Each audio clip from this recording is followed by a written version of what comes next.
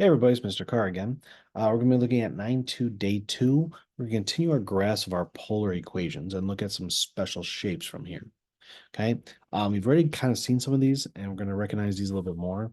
So first one is going to be circles. We can create circles by just doing something like this where it's r is equal to a times cosine theta or r equals a sine of theta.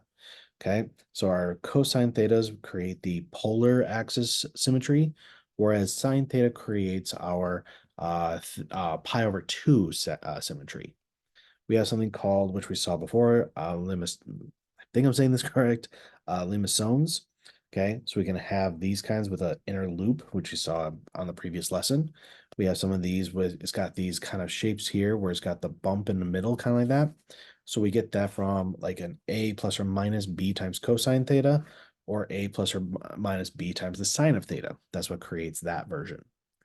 We can create roses. So roses are going to come from a times cosine of n theta or sine n theta. So that means n is going to be greater than or equal to 2.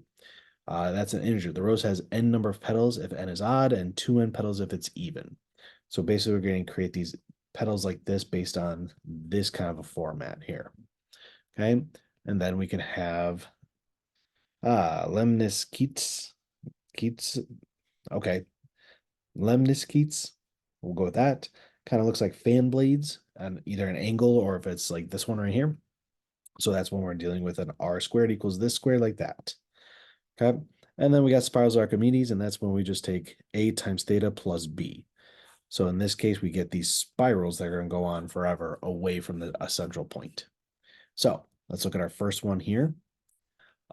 Based on the setup here, that's 2 times the sine of 2 theta. If I go back real quick, that is going to look like this. It's going to be 2 times the sine of 2 theta.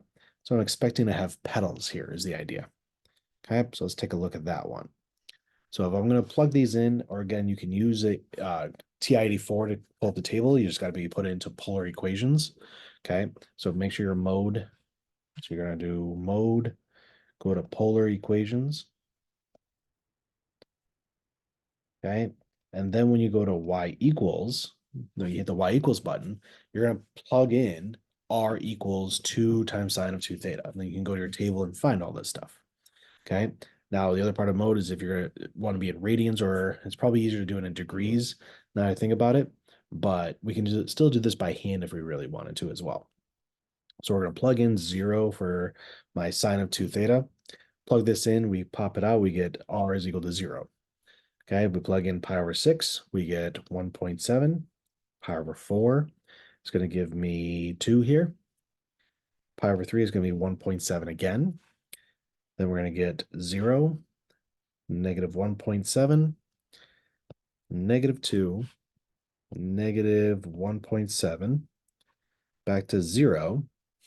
And then here I'm going to have negative, or sorry, not negative, just a 1.7, 2 again, 1.7, and then back to 0.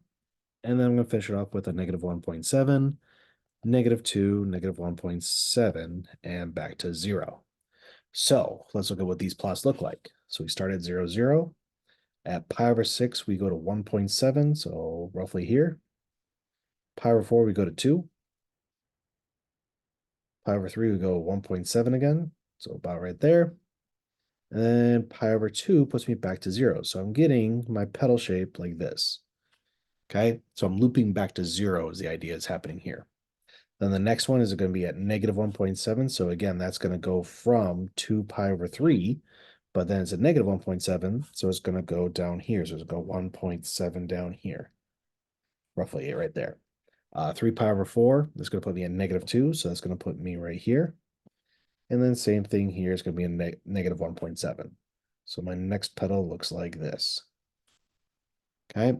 So from there, I'm going to keep going on. We got pi is back to 0. So I already did that one. 7 pi over 6 is 1.7. So it's got to be 1.7 about right here. 5 pi over 4 is 2. 4 pi over 3 is a 1.7. So my next petal here goes like this. And again, it's going to go back to 0 here. And then for my last one, 5 pi over 3 goes to negative 1.7. So that's going to put me at negative 5 pi over 3. Will put me right here, 1.7, roughly here. -2 for my 7 pi over 4, and then 11 pi over 6 puts me at -1.7 again. And there's my last petal. Okay, so that's my interval from 0 to 2 pi showing all those. Okay, could have done this in degrees, especially if you do your table feature in TI-84. It's probably easier to look at degrees and keeping those in mind. All right, so we're gonna do the next one here. So this one, we got r squared. Now keep in mind, when we try to graph this, it's very difficult to do the r squared, but if I do it as like square root of both sides, be the plus or minus square root of 8 sine of 2 theta. So if again, go back and take a look, since we're talking about things in r squared, I'm expecting something that looks like this. Okay, and since I'm dealing with sine, it's probably gonna look like this one. So let's take a look at how that works on here. So I plug in 0, I get r is equal to 0. Pi over 6 gives me 2.6. This will give me 2.8. This will give me 2.6 again. And then this will be 0. So I'm going to plot those real quick. So it's doing this right here. 1, 2.6. So about right here. 2.8. Back to 2.6. And then back to 0. So I get one of my petals again. But now when I go to the next step, okay, if I put in 2 pi over 3, I actually get undefined here. This is creating, when I plug this in for my sine of 2 theta, I'm going to get negative values. In fact, I'm going to be undefined all the way until I get to pi again, which is going to give me 0. So I'm going to loop back at pi to 0 here. And then from beyond that, so the next ones are going to be at 2.6, 2.8, and 2.6 again, and then back to 0. So I'm going to do this from here. It's going to be 7 pi over 6 is 1, 2.6, 2.8, 2.6 again, and then back to 0. So I get my kind of second petal there. Once I go beyond that, when I get to 5 pi over 3, or yes, 5. So after 3 pi over 2, I actually get undefined here. And it's going to be undefined the rest of the way. So then, or I get to technically 0 again.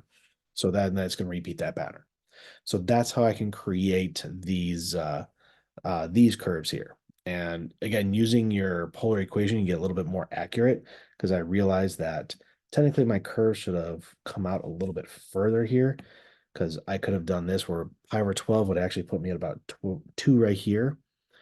5 pi over 12 would put me at 2 here. So the curves, my petals here would be a little bit wider.